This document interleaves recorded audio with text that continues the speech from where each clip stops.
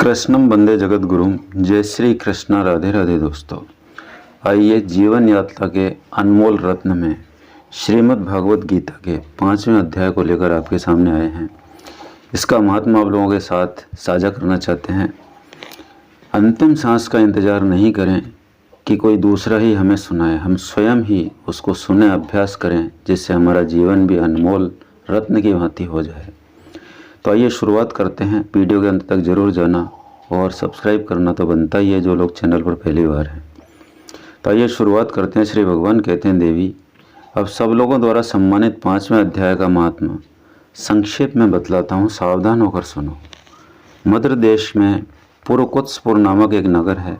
उसमें पिंगल नाम का एक ब्राह्मण रहता था। वह वेद पाठी ब्राह्मणों के विख्यात वंश में जो सर्वथा निष्कलंक था उत्पन्न हुआ था, किंतु अपने कुल के लिए उचित वेद शास्त्रों के स्वाध्याय को छोड़कर ढोल आदि बजाते हुए उसने नाच गान में मन लगाया।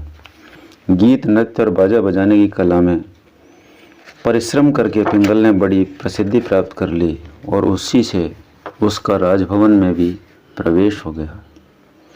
अब वह राजा के साथ रहने लगा और पराई स्त्रियों को बुला बुलाकर उनका उपभोग करने लगा। स्त्रियों के सिवा और कहीं उसका मन नहीं लगता था। धीरे धीरे अभिमान बढ़ जाने से वह उच्छृंखल होकर एकांत में राजा से दूसरों के दोष बताने लगा। पिंगल की एक स्त्री थी जिसका नाम था अरुणा।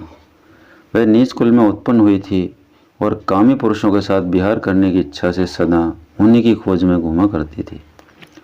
उसने पति को अपने मार्ग का कंटक समझकर एक दिन आधी रात में घर के भीतर ही उसका सिर काट डाला और मार दिया। उसकी लाश को जमीन में गाड़ दिया। इस प्रकार प्राणों से वियुक्त होने पर वह यमलोक में पहुंचा और भीषण नरकों का उपभोग करके निर्जन वन में गिद्ध हुआ। अरुणा भी भगंदर रोग से अपने सुंदर शरीर को त्याग कर घोर नरक भोगने के पश्चात उसी वन में सुखी हुई। एक दिन वह दाना चुगने की इच्छा से इधर उधर फुदक रही थी। इतने में ही उस गिद्ध ने पूर्व जन्म के वैर का स्मरण करके उसे अपने तीखे नखों से फाड़ डाला। सुखी घायल होकर पानी से भरी हुई मनुष्य की खोपड़ी में गिरी। गिद्ध पुनः उसकी ओर झपटा। इतने में ही जाल फैलाने वाले बहेलिये ने उसे भी बाणों का निशाना बनाया। उसकी पूर्व जन्म की पत्नी सुखी उस खोपड़ी के जल में डूबकर प्राण त्याग चुकी थी। फिर वह क्रूर पक्षी भी उसी में गिरकर डूब गया। तब यमराज के दूत उन दोनों को यमराज के लोक में ले गए।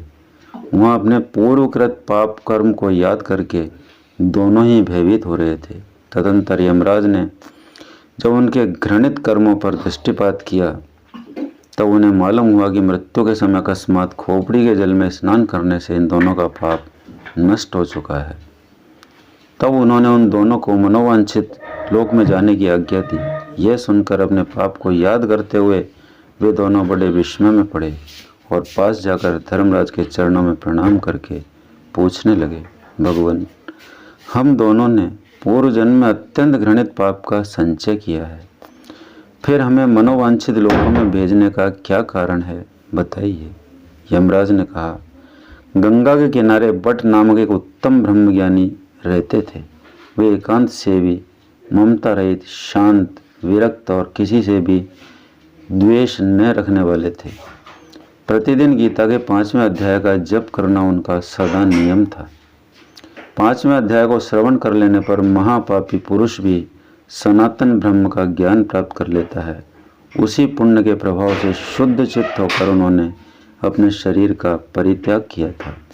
गीता के पाठ से जिनका शरीर निर्मल हो गया था, जो आत्मज्ञान प्राप्त कर चुके थे, उन्हीं महात्मा की खोपड़ी का जल पाकर तुम दोनों पवित्र हो गए हो। अतः अब तुम दोनों मनोवांछित लोगों को जाओ, क्योंकि गीता के 5वें अध्याय के माध्यम से तुम दोनों शुद्ध हो गए हो। श्री भगवान कहते हैं, सबके प्रति समान भाव रखने वाले धर्मराज के द्वारा इस प्रकार समझाए जाने पर वे दोनों बहुत प्रसन्न हुए और विमान पर बैठकर बैकुंठ धाम को चले गए। बोलो वासुदेव भगवान की जय।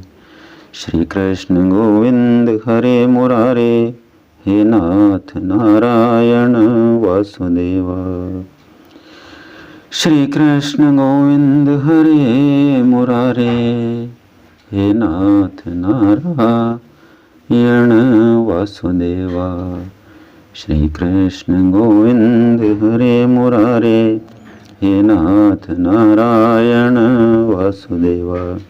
मित्रों, साथियों, माताओं, बहनों, बुजुर्गों और जो भी इस वीडियो को सुन रहा हो, देख रहा हो, वह इंसान, उन सभी को मैं अपने हृदय से आभार व्यक्त करता हूँ कि स्वयं अपना भला सोच सकता है, आत्मानंद बन सकता है, अपनी आध्यात्मिक उन्नति कर सकता है। तो मित्रों, यही निवेदन है कि निरंतर अभ्यास बनाए रखें, अपने जीवन को अनमोल रत्न बनाएं। निश्चित रूप से आपको अच्छा लगा होगा। अगले वीडियो में बहुत जल्दी ही मिलते हैं। तब तक के लिए नमस्कार।